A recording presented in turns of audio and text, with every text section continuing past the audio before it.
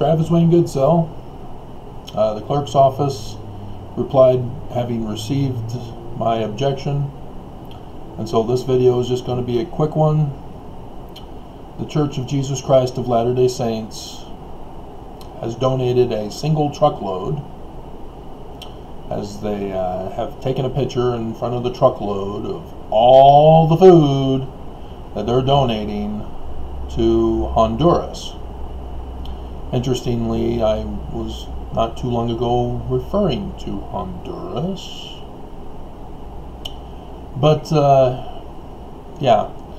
And so if you're wondering, there are 9.762, something like that, million Hondurans. Utah has just over 3 million. Single truckload for 9.7 Hondurans. Million. It's not Hondurans. 9.7. No.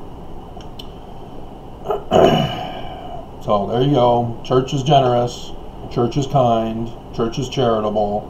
And therefore, I'm an evil apostate, Satanist, Antichrist, horrible guy, right?